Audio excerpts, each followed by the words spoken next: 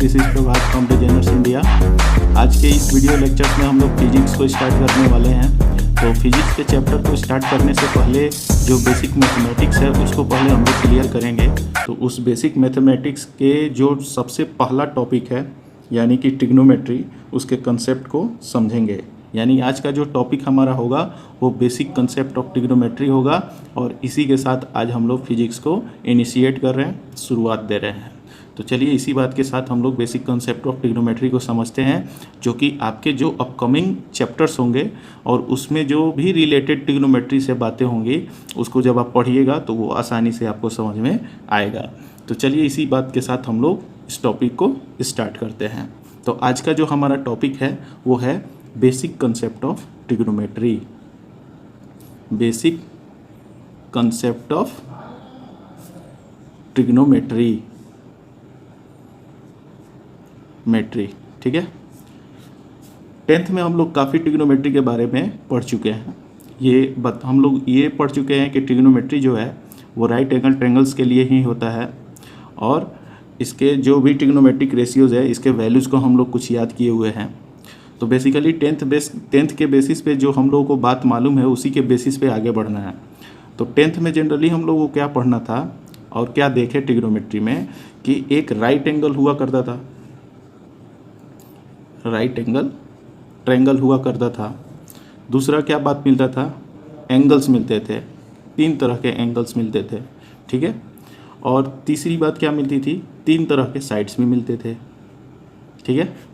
तो ये 3 तरह के एंगल्स कौन थे, इसमें पहला जो एंगल था वो 90 डिग्री था जो कि फिक्स था, ये फिक्स था।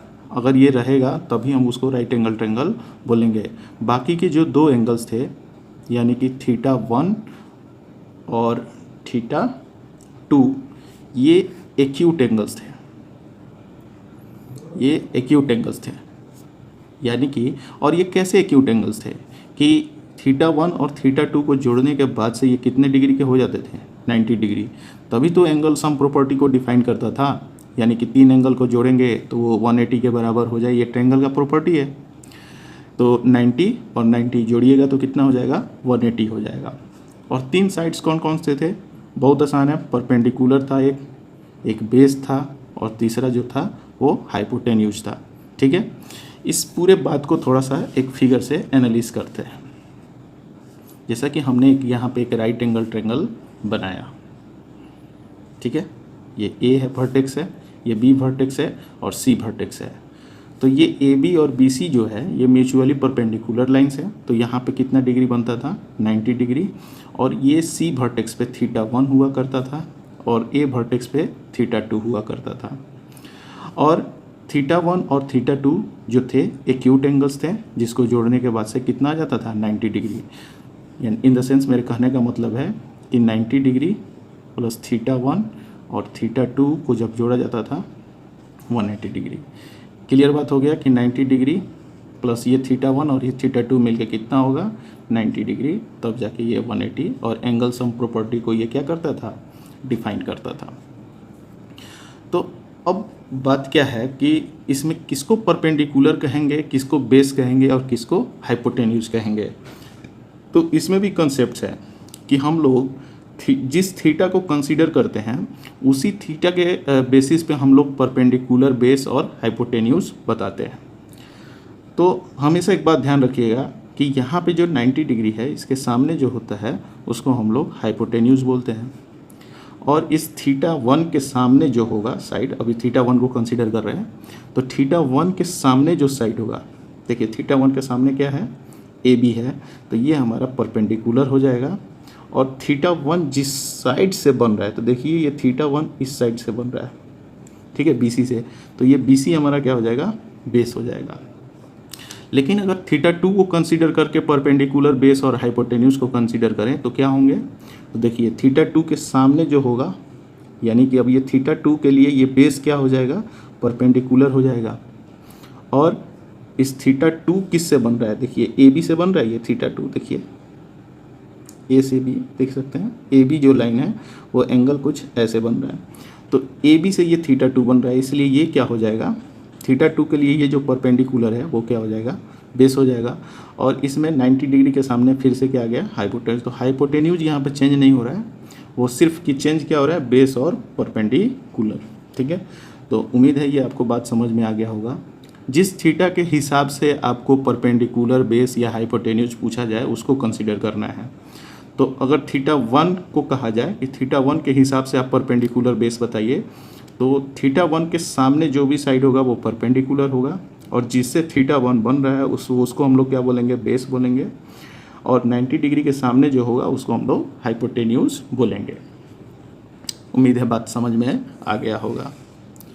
अब थोड़ा सा ऊपर चलते हैं। तो देखिए यहाँ पे 3 चीज़ें आपको दिख रही हैं, राइट एंगल ट्रायंगल, ये 3 एंगल और 3 साइड।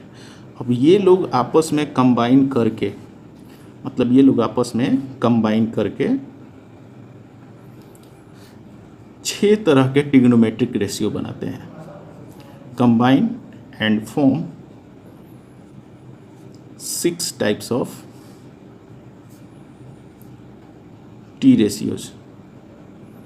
ट्रिग्नोमेट्रिक रेशियोज को शॉर्ट में टी रेशियोज भी बोलते हैं। तो यहाँ पे देखिए, तो इतना बात पता चल गया कि ये राइट एंगल ट्रायंगल, 3 एंगल और 3 साइड आपस में किसी तरह से कूद फान करके या फिर कंबाइन करके कितने तरह के रेशियो देते हैं, 6 तरह के रेशियो देते हैं।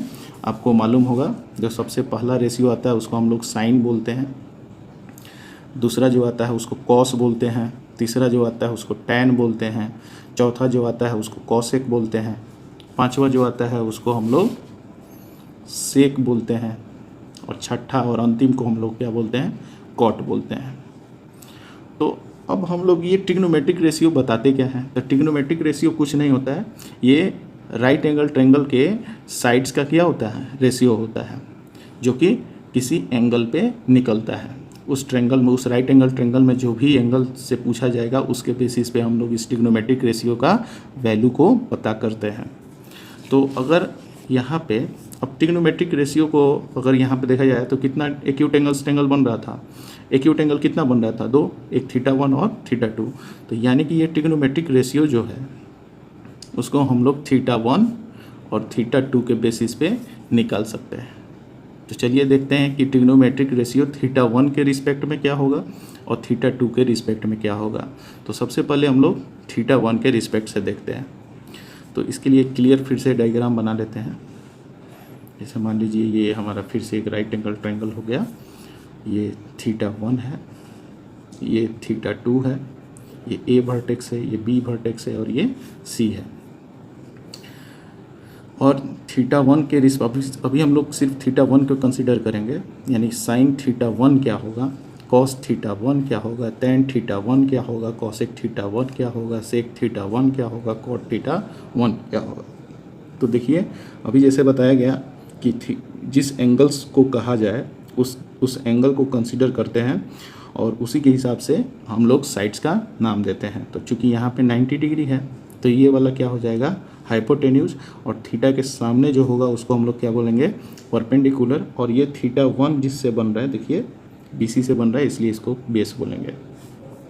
तो साइन थीटा 1 का जो रेशियो होता है वो क्या होता है कि देखिए थीटा के सामने जो होगा यानी कि P अपॉन हाइपोटेन्यूज, यानी कि इसको हम लोग याद रखने के लिए फ्रंट साइड बाई हाइपोटेन्यूज। और कॉस थीटा 1 पे क्या होता है कि बेस कौन सा है, तो देखिए बेस अपॉन हाइपोटेन्यूज, यानी कि एडजेसेंट साइड बाई हाइपोटेन्यूज। तो कॉस में क्या होता है कि किस साइड से थीटा बन रहा है वो बाई हाइपोटेन्यूज, और साइन में क्या होता है कि थीटा के सामने कौन सा साइड है बाई हाइपोटेन्यूज। और टैन में हम लोग हाइपोटेन्यूज को कंसीडर नहीं करते हैं, बस क्या होता है कि हमको देखना होता है कि थीटा के सामने क्या है बाई बेस, यानी कि P अपॉन B हो जाएगा। इन तीनों का ट्रिग्नोमेट्रिक रेशियो लिखना काफ़ी आसान है।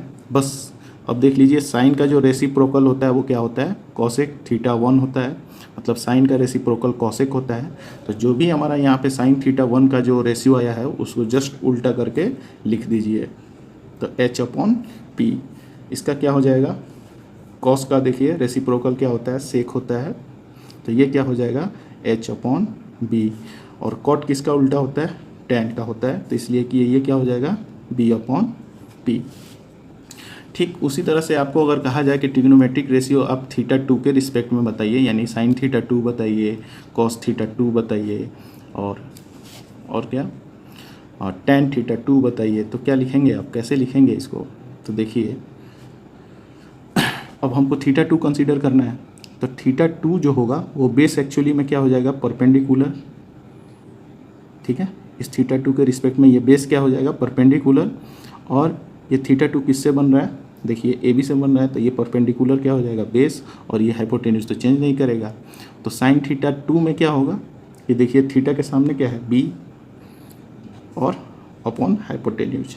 फिर उसी तरह cos θ2 में देखिए, तो ये देखिए cos में हम लोग क्या देखते हैं, किससे ये θ2 बन रहा है, तो देखिए किससे बन रहा है, AB से बन रहा है, तो यानी कि P/H।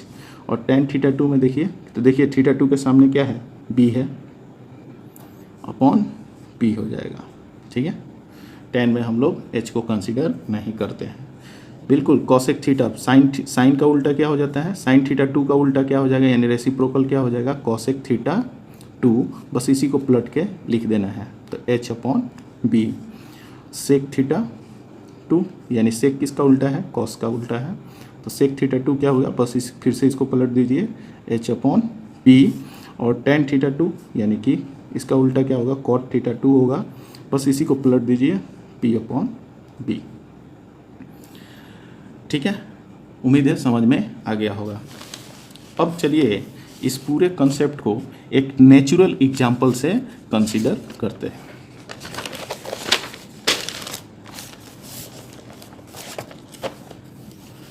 तो इसके लिए हम एक राइट एंगल ट्रायंगल को कंसीडर फिर से करते हैं। चलिए, ये हमारा राइट एंगल ट्रायंगल हो गया। ये A वर्टेक्स है, ये B है और ये C है। इसमें बहुत ही इंपॉर्टेंट बात एक निकलने जाएगा। तो यहाँ पे देखिए, यहाँ पे हमारा 90 डिग्री होता है, और यहाँ पे ये BC को कुछ लेंथ कंसीडर कर लेते हैं। जैसे कि मान लेते हैं कि ये 4 यूनिट है और ये मान लेते हैं कि 3 यूनिट है।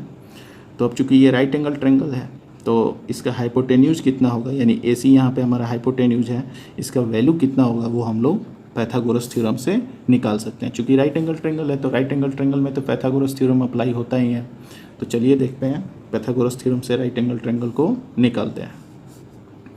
तो पाइथागोरस थ्योरम को अगर हम यूज करें तो क्या होगा, 4 का स्क्वायर प्लस 3 का स्क्वायर इक्वल टू, ये H है तो ये कितना का स्क्वायर हो जाएगा, H का स्क्वायर हो जाएगा।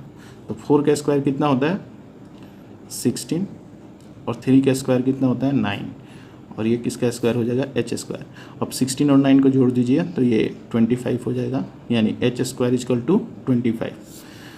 आगे का कहानी करने के लिए कंसेप्ट को समझते हैं। जैसे मान लीजिए आपको कुछ दिया हुआ है ऐसे एक्सपोनेंट के फॉर्म में, अगर A का पावर यहाँ पे दिया हुआ है m/n और ये समथिंग B के बराबर है, तो अब आपको ये पावर हटाना है।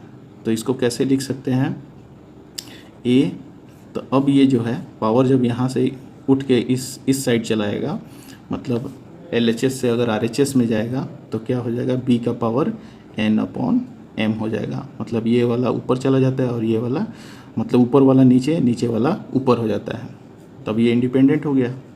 ठीक उसी तरह यहाँ पे भी देखिए, H स्क्वायर इक्वल टू कितना है, 25। तो अब ये नीचे तो 2 है, कोई भी नंबर के नीचे क्या होता है, 1 होता है। तो जब ये उठ के इधर जाएगा तो H इक्वल टू का 25 का पावर कितना हो जाएगा, 1/2 हो जाएगा। 1 चला जाएगा ऊपर, देखिए आ गया, और 2 चला जाएगा नीचे। तो अब H इक्वल टू हम लोग क्या लिख सकते हैं, 5 का स्क्वायर। 5 का स्क्वायर कितना होता है, 5 का स्क्वायर कितना होता है, 25। और यहाँ पे भी पावर कितना है, 1/2, तो इंटू कर दिए, 2 से 2 कट गया, तो अब H इक्वल टू कितना बच गया, 5। ठीक है, तो H का वैल्यू हमारे पास कितना आ गया, 5। तो अब ये 3, 4 और 5 वाला जो केस होता है वो कब होता है, जब यहाँ पे कितना डिग्री होता है, 37 डिग्री। तो यहाँ पे कितना होगा वो हम लोग निकाल सकते हैं। एंगल सम प्रॉपर्टी का यूज करते हुए। तो थीटा 1 तो हमको मालूम है, अब थीटा 2 ही निकालना है हमको। तो निकालते हैं कि थीटा 2 कितना होगा। By using ASP 90 degree plus 37 degree plus theta 2 कितना होगा 180 के बराबर होगा। और 90 में 37 अगर आप ऐड करते हैं तो कितना हो जाएगा, 0 और 7 ऐड कीजिएगा तो 7 और 9 और 3 ऐड कीजिएगा तो कितना हो जाएगा 12 प्लस थीटा 2 इक्वल टू 180। अब ये 127 यहाँ पर प्लस है तो इधर जाके क्या हो जाएगा माइनस, यानी थीटा 2 इक्वल टू कितना हो जाएगा 180 माइनस 127। ठीक है, तो ये कितना हो जाएगा 180 में से 127 जाएगा तो 53 डिग्री आएगा। यानी थीटा 2 जो है वो हमारा कितना है 53 डिग्री है। इसको बहुत अच्छा से समझिएगा, इसका वाइड एप्लीकेशन होता है फिजिक्स के न्यूमेरिकल में। तो अब तो हम ट्रिग्नोमेट्रिक रेशियो निकाल सकते हैं। ठीक है, ट्रिग्नोमेट्रिक रेशियो अब हम लोग निकाल सकते हैं। तो चलिए देखते हैं, इस ट्रायंगल को क्लियरली थोड़ा सा बना लेते हैं। ये यहाँ पे हमारा 90 डिग्री था, ये यहाँ पे हमारा 37 डिग्री था और ये यहाँ पे हमारा 53 डिग्री था। और ये A वर्टेक्स था, ये B वर्टेक्स था और ये C था। यहाँ पे 3 यूनिट था, यहाँ पे 4 यूनिट था और यहाँ पे 5 यूनिट था। यानी कि अगर देखें तो ये 3, ये 4 और ये 5। तो अगर आपको साइन 37 डिग्री पूछा जाए तो क्या बताइएगा। तो चलिए जैसा कि कंसेप्ट पीछे बताया गया है उसके हिसाब से इसका रेशियो निकालते हैं। तो देखिए 37 के सामने कौन सा साइड है 4 है, तो 4 को लिखिए बाई हाइपोटेन्यूज। ठीक है, तो साइन 37 का वैल्यू कितना आ गया 4/5। फिर अगर आपको कॉस 37 पूछ दिया जाए तो कितना होता है, तो हमेशा ध्यान रखिए कि ये 37 डिग्री किस साइड से बन रहा है, तो BC से बन रहा है। तो क्या हो जाएगा 3/5। फिर देखिए tan 37 डिग्री अगर पूछ दिया जाए तो tan में तो इसका कोई रोल नहीं होता है, हाइपोटेन्यूज का कोई रोल नहीं होता है। तो देखिए 37 के सामने क्या है 4 है और बाई बेस यानी 4/3। अब बिल्कुल आप साइन का उल्टा भी लिख सकते हैं आप लोग। साइन का उल्टा क्या होता है कॉसेक 37 डिग्री इक्वल टू क्या हो जाएगा 5/4 और सेक 37 क्या हो जाएगा यानी कॉस का उल्टा 5/3 और tan का उल्टा क्या हो जाएगा tan 37 का रेसिप्रोकल यानी कि cot 37, इसका वैल्यू क्या हो जाएगा 3/4। ठीक है, उसी के बेसिस पे आप लोग साइन 53 भी निकाल सकते हैं। चलिए उसको भी निकाल ही लेते हैं, बहुत यूज होता है इन सब वैल्यूज़ का। साइन 53 डिग्री, तो साइन 53 डिग्री का वैल्यू क्या होगा, तो साइन में हम हमेशा देखते हैं कि जो एंगल हम कंसीडर कर रहे हैं उसके सामने कौन सा है साइड। तो देखिए BC है, तो यही यानी कि ये जो पहले जो बेस हुआ करता था अब इसके लिए ये क्या हो जाएगा परपेंडिकुलर, तो यानी कि 3/5 3/5। फिर आ जाइए कॉस 53 कितना हो जाएगा, तो देखिए 53 किससे बन रहा है, ये 4 से बन रहा है यानी कि 4/5। फिर आप निकाल ले सकते हैं कौन सा tan 53 डिग्री कितना हो जाएगा। देखिए tan 53 डिग्री में देखते हैं कि 53 के सामने क्या है, तो 3/4। ये 5 का तो कोई रोल नहीं होता है tan में।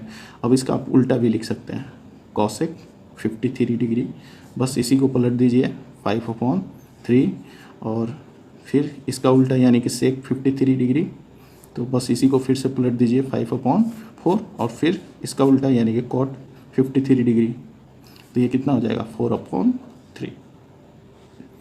ठीक है, अब यहाँ तक तो हम लोगों ने समझ लिया। तो अब बात क्या है कि आप लोगों को ट्रिग्नोमेट्रिक रेशियो का जो कुछ खास एंगल्स के वैल्यूज होते हैं जो आपको हमेशा याद होने चाहिए। ठीक है, तो वो कौन कौन से एंगल हैं इसके लिए एक चार्ट प्रोवाइड करेंगे हम। तो देखिए आप लोगों को जो इम्पोर्टेंट एंगल्स हैं उसको थोड़ा सा आप लोग को याद करना पड़ेगा। तो 0 डिग्री खास करके, फिर 30 डिग्री का, फिर से आपको 37 डिग्री का जो कि चर्चा किया गया है यहाँ पे, फिर 53 डिग्री का, फिर आपको 45 डिग्री का, फिर आपको 60 डिग्री का और 90 डिग्री का। ये सब वैल्यू आपको याद होना चाहिए। ठीक है, तो याद करने के लिए आप लोग ट्रिक पे डिपेंड मत होइएगा, इस पे इतना ना क्वेश्चन आप लोग बना लीजिए ताकि ये चीज़ आपको हमेशा के लिए याद हो जाए। ठीक है, अब हम लोगों ने बेसिक चीज़ें सीख ली, अब हम लोग एंगल पे थोड़ा सा काम करेंगे। ठीक है, तो एंगल को अब हम लोग समझते हैं। तो अब एंगल हम लोग बोलते किसको हैं उसको थोड़ा सा समझते हैं। तो हमारा टॉपिक है एंगल। अब एंगल किसको बोलते हैं, तो इसको समझने के लिए आपको दो इंटरसेक्टिंग लाइंस को कंसीडर करना होगा। तो मान लेते हैं कि ये एक हमारा पहला लाइन है और ये हमारा एक दूसरा लाइन है। इसको मान लेते हैं ये एल लाइन है और इसको मान लेते हैं एम लाइन है और ये पॉइंट ऑफ इंटरसेक्शन ओ है। ठीक है, अब इसमें से ये जो एल लाइन है इसको हम लोग मान लेते हैं कि ये हमारा बेस लाइन है और ये जो ओ एम है इसको हम लोग मान लेते हैं ये हमारा टर्मिनल लाइन है, टर्मिनल लाइन। तो अब हम लोग एंगल किसको बोलेंगे, तो इस बेस लाइन से इस टर्मिनल लाइन का कितना इंक्लिनेशन है, उस इंक्लिनेशन के मेजरमेंट को ही हम लोग क्या बोलते हैं, एंगल बोलते हैं। इन द सेंस कि बेस लाइन से कितना डिग्री ऊपर उठेंगे कि ये टर्मिनल लाइन यानी कि ओ एम हमको मिल जाएगा, तो जिस डिग्री पे ये मिलेगा वही क्या कहलाता है, एंगल कहलाता है। ठीक है, जिसको जनरली हम लोग किससे दिखाते हैं, थीटा से दिखाते हैं। तो बेस लाइन से टर्मिनल लाइन कितना डिग्री पर या कितना इंक्लाइंड है, कितना इंक्लाइंड का वैल्यू है, उसी वैल्यू को हम लोग क्या बोलते हैं, एंगल बोलते हैं। ठीक है, थीटा या फिर एंगल। तो इसका डेफिनेशन क्या होगा, तो it is the measurement, it is the measurement of inclination from baseline to terminal line। तो इस बेस लाइन से टर्मिनल लाइन कितना इंक्लाइंड है उस इंक्लिनेशन के मैग्नीट्यूड को या वैल्यू को ही हम लोग क्या बोलते हैं, एंगल बोलते हैं। इन द सेंस कि बेस लाइन से कितना डिग्री ऊपर उठने के बाद से ये टर्मिनल लाइन मिल जाएगा, उसी को हम लोग क्या बोलते हैं, एंगल बोलते हैं। या फिर इंक्लिनेशन का जो भी वैल्यू होगा उसी को हम लोग क्या बोलते हैं, एंगल बोलते हैं। ठीक है, तो अब बात है क्या कि इस एंगल को पता करने के लिए कोई फार्मूला है क्या, तो जी बिल्कुल है। तो देखिए एंगल को पता करने के लिए हमारे पास जो फार्मूला है वो क्या है, एंगल इक्वल टू होता है आर्क अपॉन रेडियस। ठीक है, रेडियस। ठीक है, तो एंगल को जनरली हम लोग थीटा से दिखाते हैं, यानी थीटा इक्वल टू, और आर्क को हम लोग एल से दिखाते हैं और रेडियस को हम लोग आर से दिखाते हैं। तो यानी theta equal to L upon R, ये एंगल निकालने का फॉर्मूला है। तो अब इस एंगल में ये लेंथ आर्क कहाँ से आ गया, रेडियस कहाँ से आ गया, तो बिल्कुल इसको हम लोग थोड़ा सा समझते हैं। जैसे ये जो चीज़ है इसी को बनाया जा रहा है यहाँ पे। जैसे मान लीजिए ये दो इंटरसेक्टिंग लाइंस ले लिए हम। ठीक है, अब ये हमारा पॉइंट ऑफ इंटरसेक्शन था, तो इस पॉइंट ऑफ इंटरसेक्शन को ही मान के ये मान लेते हैं एल है, ये एम है। अब इस पॉइंट ऑफ इंटरसेक्शन को ही सेंटर मानते हुए कंपास को कुछ सेंटीमीटर फैला लेते हैं एज ए रेडियस। कंपास को एज ए रेडियस फैला लीजिए और एक सर्किल ड्रॉ कर दीजिए। तो कुछ ऐसा एक सर्किल ड्रॉ किया जाएगा। तो अब यहाँ से लेके यहाँ तक का जो वैल्यू होगा वो रेडियस को बताएगा, और ये भी यहाँ से लेके यहाँ तक होगा वो भी रेडियस होगा, क्योंकि किसी सर्किल में रेडियस का जो वैल्यू होता है वो क्या होता है, फिक्स्ड होता है, वो चेंज नहीं होता है। तो हमको तो रेडियस मिल गया। अब आर्क है, तो आर्क कौन सा लेंगे, यहाँ से लेके यहाँ तक का जो भी आर्क का लेंथ होगा, जिसे इसको मान लेते हैं ए और बी। तो यानी ओ से लेके ए रेडियस हो गया और ए से लेके बी तक का हमारा क्या हो गया, आर्क का लेंथ हो गया। तो जब हम इसका रेशियो निकाल देंगे तो वो उसी रेशियो का जो वैल्यू आएगा वो हमारा थीटा कहलाएगा। तो इसीलिए कहा जाता है यानी कि theta equal to L upon R. तो अभी तक हम लोग जो एंगल है उसको हम लोग डिग्री में मेजर करते हुए आए हैं, लेकिन अब जो हम लोग एंगल का जो मेजरमेंट करेंगे वो अब हम लोग रेडियन में करेंगे, क्योंकि एंगल का मेजरमेंट जो स्टैंडर्ड यूनिट है और जो सबसे छोटा यूनिट है वो रेडियन ही है। एंगल को जो स्टैंडर्ड यूनिट जो है मेजर करने का वो रेडियन है, और उसी में हम लोग अब एंगल को मेजर करेंगे। जैसे हम बोलते आ रहे थे कि 1 डिग्री 2 डिग्री या 45 डिग्री, अब इसको हम लोग कैसे बोलेंगे? 1 रेडियन, 2 रेडियन, 45 रेडियन, ठीक है। रेडियन को जैसे यहाँ पे डिग्री दिखाने के लिए एक छोटा सा डॉट या शून्य बना दिया जाता था, उसी तरह यहाँ पर भी हम लोग डिग्री के वैल्यू लिखेंगे। बस हमको क्या कर देना होता है, एक छोटा सा सी दे देना होता है, ठीक है, तो वो रेडियन में हो जाता है।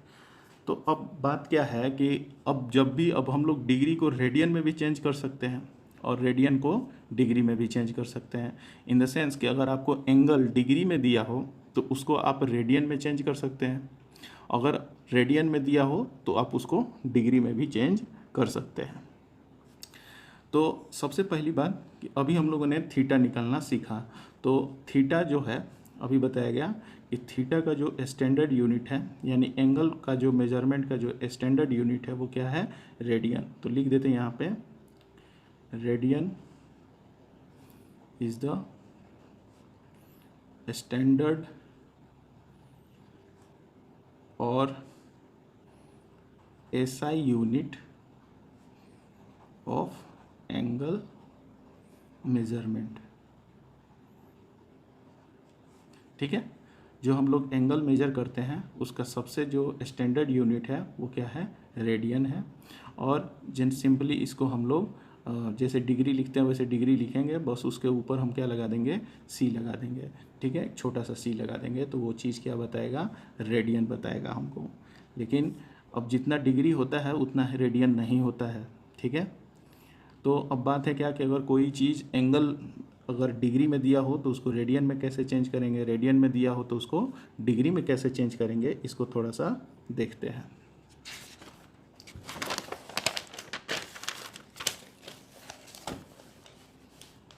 तो सबसे पहला है चेंजिंग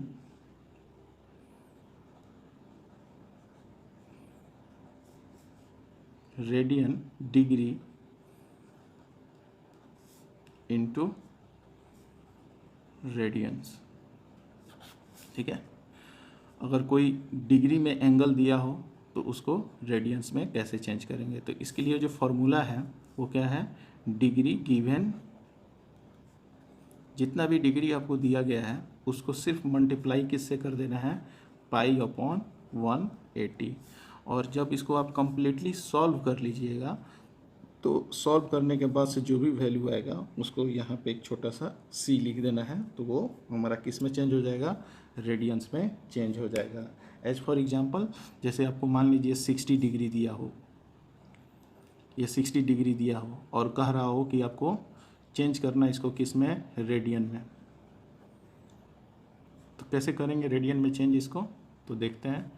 डिग्री गिवन, तो कितना डिग्री गिवन है हमको? 60 डिग्री, और इसको कितना से मल्टीप्लाई कर देना है? Pi upon 180। ये ध्यान रहे कि यहाँ पे डिग्री होता है तो डिग्री से डिग्री कैंसिल आउट हो जाता है और ये 0 से 0 ख़त्म हो जाएगा, और ये 6 से ये 18 कितनी टाइम्स में चला जाएगा? 6 3 जा 18, और यहाँ पे 1 बचेगा तो पाई से 1 में मल्टीप्लाई होगा तो पाई ही हो जाएगा, तो पाई अपॉन क्या जाएगा? 3, और चूँकि यहाँ पे सी लगाना है तो ये कितना हो जाएगा? यानी 60 डिग्री इक्वल टू कितना होता है? पाई अपॉन 3 रेडियन, ठीक है। एक और एग्जांपल लेके समझते हैं। जैसे मान लीजिए आपको 120 डिग्री दिया हो और इसको आपको चेंज करना हो किस में? रेडियंस में। तो कैसे करेंगे? तो डिग्री गिवन कितना है? 120 डिग्री, और इसको कितना से मल्टीप्लाई कर देना है? पाई अपॉन 180 डिग्री, और इसको टोटल को सॉल्व कर लेने के बाद से यहाँ पे एक छोटा सा सी लगा देंगे तो वो हमारा किस में आ जाएगा? रेडियंस में आ जाएगा। तो देखिए इसको भी वहीं करते हैं, तो 0 से 0 कैंसिल आउट हो जाएगा, और ये दोनों 2 के मल्टीपल्स हैं, तो 2 6 जा 12 और 2 9 जा 18, और फिर ये 3 से कटेगा, 3 2 जा 6 और 3 3 जा 9, तो 2 से पाई में गुणा कर दीजिए तो 2 पाई हो गया, और ये 3 का 3 यहाँ पर आ जाएगा, तो यानी 2 पाई अपॉन 3 रेडियन आ गया हमारा। यानी 120 डिग्री इक्वल टू कितना रेडियन? 2 pi upon 3 radian. अब ये तो हम लोगों ने सीख लिया कि डिग्री को, अगर डिग्री में कोई चीज़ दिया हुआ है, एंगल अगर डिग्री में दिया हो तो उसको रेडियन में कैसे चेंज करेंगे। अगर रेडियन में कोई चीज़ दिया हो और उसको डिग्री में कन्वर्ट करना हो तो कैसे करेंगे। तो अब नेक्स्ट जो फॉर्मूला है, changing radians into degree, radian को कैसे डिग्री में चेंज करते हैं। तो थोड़ा सा देखिए उसको कैसे करेंगे। तो इसका जो फॉर्मूला है वो क्या है, तो रेडियन गिवन और इसको मल्टीप्लाई कर देते हैं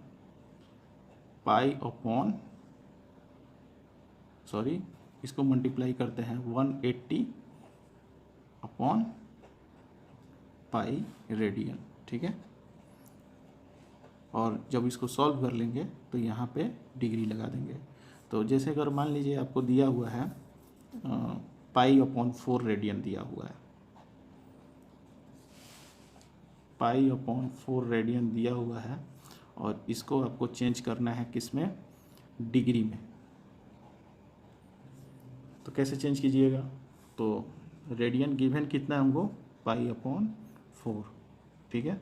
तो हमने पाई अपॉन 4 लिख दिया और इसको कितना से मल्टीप्लाई करना है, 180 अपॉन पाई रेडियन, ठीक है। तो अब ये भी रेडियन है, तो सबसे पहले बात की ये पाई बाई 4 रेडियन, तो रेडियन से रेडियन कैंसिल आउट, पाई से पाई कैंसिल आउट, और ये देखिए 4 से ये कितनी मरतबा में कट जाएगा, 4 4 जा 16 और 2 बचेगा तो 4 5 जा 20, यानी कि 45 डिग्री। यानी कि पाई अपॉन 4 रेडियन जो होगा वो कितने डिग्री के बराबर होगा, वो 45 डिग्री के बराबर होगा, ठीक है। तो ये दो इम्पॉर्टेंट फार्मूलाज हैं, डिग्री को कैसे हम रेडियन में कन्वर्ट करते हैं और रेडियंस को कैसे हम लोग डिग्री में कन्वर्ट करते हैं। जैसे अब अगर आपको एग्जांपल में पूछ दिया जाए कि साइन पाई अपॉन 3 का वैल्यू कितना होता है, तो साइन पाई अपॉन 3 ये रेडियन में है, तो इसका मतलब क्या हो गया, तो पहले पाई अपॉन 3 का हम लोगों ने क्या निकाला था, देखिए पाई अपॉन 3 जो था वो 60 डिग्री के बराबर था। तो यानी कि यहाँ पे हमको सिंपल क्या लिख देना है, साइन 60 डिग्री इजकल टू, और साइन 60 डिग्री का वैल्यू कितना होता है, √3/2, ठीक है। उम्मीद है समझ में आया होगा। तो wait for the upcoming lectures. Thank you for watching.